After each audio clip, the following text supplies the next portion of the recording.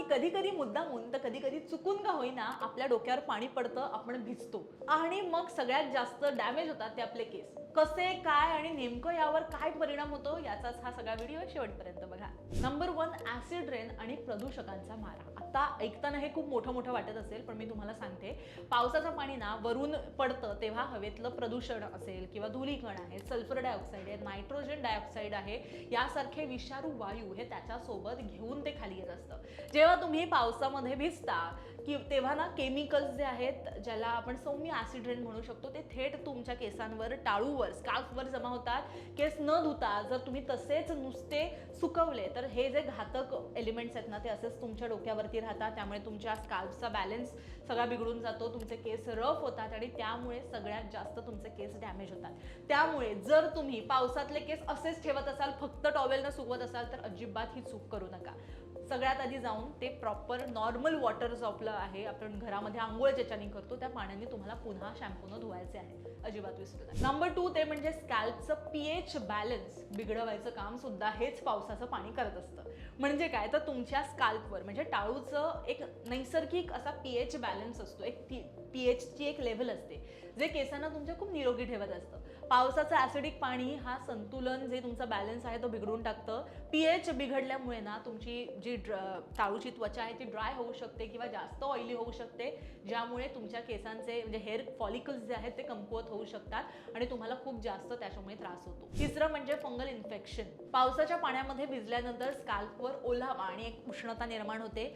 हे वातावरण ना मेलासेझिया यासारख्या बुरशीसाठी, अर्थातच फंगल इन्फेक्शनसाठी खूप पोषक वातावरण असतं. जर केस सौम्य शॅम्पूनं स्वच्छ धुवून कोरडे केले नाहीत किंवा जर तसेच भिजून फक्त टॉवेलनं कोरडे केलेत तर हे इन्फेक्शन तसंच राहू शकतं. यामुळे तुम्हाला तुमच्या स्काल्पला कुठल्याही प्रकारचं फंगल इन्फेक्शन होऊ शकतं, खाज येऊ शकते, त्यामुळे खूप जास्त रॅशेस सुद्धा येऊ शकतात. त्यामुळे कृपा करून अजिबात ही चूक करू नका.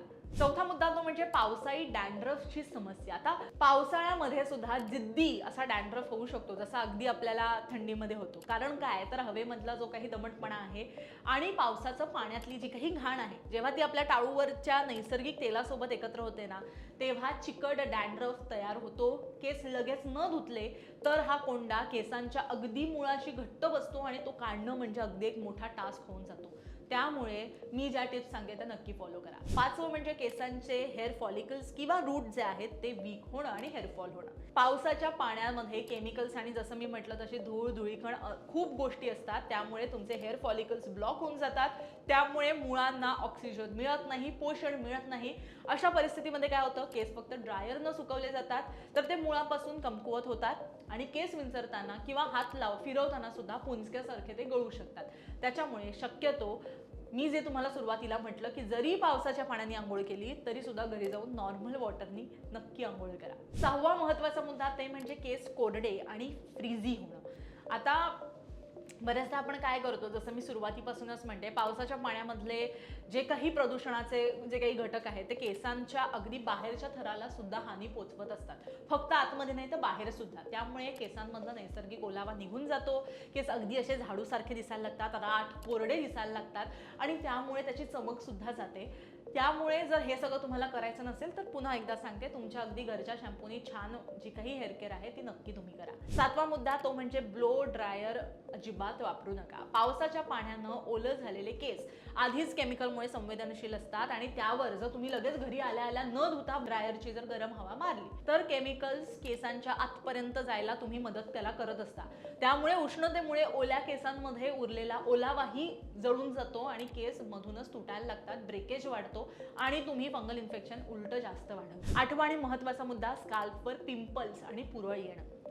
ज्याप्रमाणे आपल्या चेहऱ्यावरती पण पोर्स असतात, राईट, छिद्र असतात, घाणीमुळे ते ब्लॉक होतात आणि आपल्याला पिंपल्स येतात, तसंच स्काल्पच्या बाबतीत पण होतं. पावसाचं दूषित पाणी, घाम आणि टाळूवरचं बॅक्टेरियल इन्फेक्शन यामुळे वाढतं, ज्यामुळे डोक्यामध्ये लहान फोड, पुरळ, रॅशेस येतात, पुळ्या येतात आणि ज्या खूप जास्त वेदनादायी होत असतात. कारण तिथे तुम्ही औषध कसं लावायचं आपल्याला प्रश्न. 9वं म्हणजे अगदी वास, दुर्गंधी केसांना येणं. पावसाच्या पाण्यामध्ये एक प्रकारची दुर्गंधी आणि बॅक्टेरियाज असतात. केस स्वच्छ शॅम्पूनी न धुता फक्त सुकवले तर 2-3 दिवसातून केसांमधून ना एक प्रकारचा कुबट आणि असा उग्र वास येतो, जो अगदी परफ्यूम किंवा सिरम लावून सुद्धा जात नाही आणि मग तुम्हाला बाहेर फिरताना सुद्धा अनकम्फर्टेबल वाटू शकतं. त्यामुळे अजिबात असं करू नका. 10वा आणि शेवटचा पॉईंट तो म्हणजे कंडिशनरचा वापर. या सर्व समस्यांवर एकच सोपा उपाय आहे, ते म्हणजे पावसात भिजून आल्यानंतर आळस न करता कुठल्याही प्रकारचा अगदी माइल्ड शॅम्पू जो असेल ना त्याच्याने केस धुवायचे आहेत. छानपैकी ते धुतल्यानंतर सगळं घाण जी काही धुलीकण आहे ते निघून जाणार आहेत आणि मस्तपैकी कंडिशनर लावा, जेणेकरून पावसाच्या पाण्यामुळे गमावलेला जो काही ओलावा असेल त्याला सुद्धा एक प्रकारचं मॉइश्चर मिळेल. तुमचे केस सुद्धा अगदी जिवंत दिसतील, असे हेल्दी वाटतील. सो या छोट्या छोट्या टिप्स आहेत ज्या तुम्ही फॉलो करा आणि त्या फॉलो केल्यानंतर मला असं वाटतं केसाला कुठल्याही प्रकारचा तुमचा त्रास होणार नाही. पावसाळ्यामध्ये सुद्धा एकदम हॅपी हेअर्स तुम्ही घेऊन मिरवू शकता. छोट्या छोट्या गोष्टी आहेत, छोट्या छोट्या सवयी आहेत, त्याच्यामध्येच तुम्हाला बदल करायचा आहे. अजिबात यामध्ये पैसा तुमचा खर्च होणार नाहीये, फक्त थोडासा वेळ खर्च होईल आणि जो तुमच्या केसांसाठी खूप जास्त चांगला असणार आहे. त्यामुळे हा व्हिडिओ कसा वाटला मला नक्की सांगा, भरपूर शेअर करा आणि माझ्या प्रत्येक मैत्रिणीपर्यंत हा